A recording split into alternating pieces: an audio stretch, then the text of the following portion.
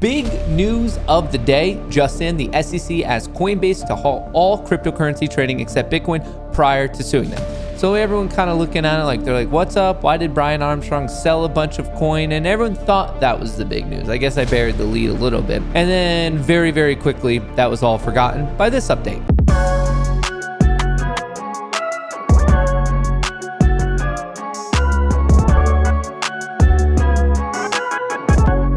Today, we charge Richard Hart, aka Richard Schuler, and 3 unincorporated entities that he controls, HEX, PulseChain, and PulseX, with conducting unregistered offerings of crypto asset securities and raised more than $1 billion in crypto assets from investors. Now, before we get into it, he's getting charged with 2 things. One was the whole unregistered securities, but because of the Ripple case, I think politically, socially, a lot less people care about that. It's the other interesting thing that he's getting charged with, and it's the big fat F word. And I'm not talking about fatty, I'm talking about fraud. Hart called on investors to buy crypto asset securities in offerings that he failed to register. He then defrauded those investors by spending some of their crypto assets on exorbitant luxury goods. So if you don't know about HEX, if you don't know about Richard Hart, he is always bragging about whatever, like private planes, really ornate jewelry, Louis Vuitton, just like spending money like no other. SEC charges HEX founder Richard Hart with misappropriating millions of dollars of investor funds from unregistered crypto asset securities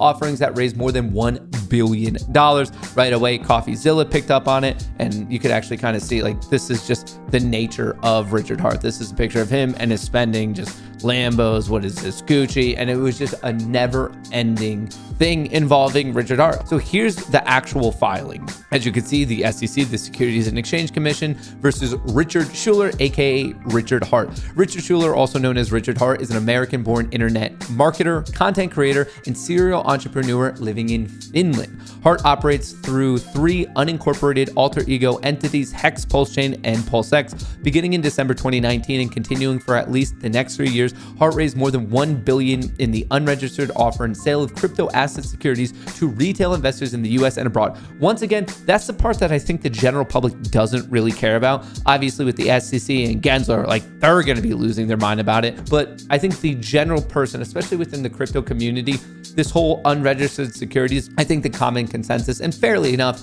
is that the SEC is kind of overstepping their power and just trying to willy-nilly claim that everything is a security. They're like, but the Howey test, which is ridiculous because they're using rules and definitions from basically 100 years ago to now apply to crypto. And everyone's like, well, that's stupid, and we probably need to get a revamp of the system. But that's not what I think really the retail crypto community is currently reacting to, because we're kind of past that. It's more of this fraud accusation. Now, obviously, I don't know how it's going to play out. Not only am I not a lawyer, but I'm also not a fortune teller. But I think that's the part that really people are diving into on this particular story. Hart engaged in 3 separate offerings, HEX, PulseChain, and PulseX. Each was and is a crypto asset security, and PulseChain and PulseX are crypto asset security platforms designed, created, and maintained by Hart. Once again, that's a part that I think Gary Gensler's losing his mind over. But for the general public, it's this following part that I think matters a little bit more. Hart continually touted these investments as a pathway to grandiose wealth for investors, claiming that HEX, for example, was built to be the highest appreciating asset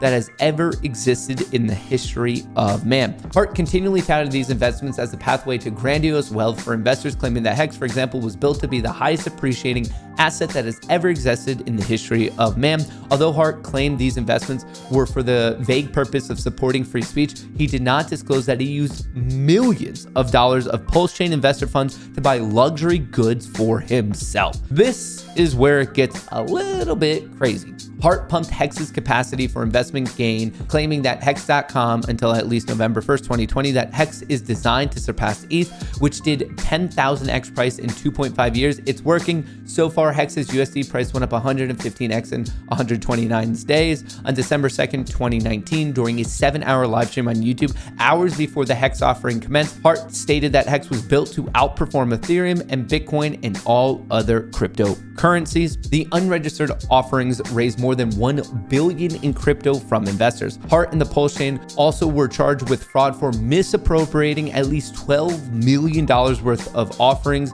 proceeds to purchase luxury goods, including sports cars, watches, and a 555-carat black diamond known as the Enigma, reportedly the largest black diamond in the world. So this is some lady's face, and this is apparently the diamond, the Enigma, 555.55 carat diamond, black diamond.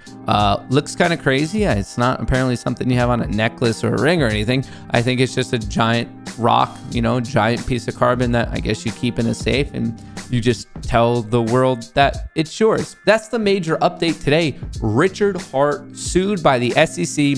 Obviously, the unregistered securities part, I think not many people have an issue with that just because of the embarrassment the SEC is currently suffering at the hands of Ripple. But when it comes to the fraud part, that's the thing that a lot of people have been accusing Richard Hart for a while. Now, once again, I'm not a lawyer, so I'm not going to say he is guilty. I'm just giving you an update of what's currently going on. Obviously, things are not looking good for him. But also, my major question is if he's actually in Finland, how much of a jurisdiction does the SEC have there? But anyway, with that thought out, and really the whole story in general, would love to get your thoughts in a comment below.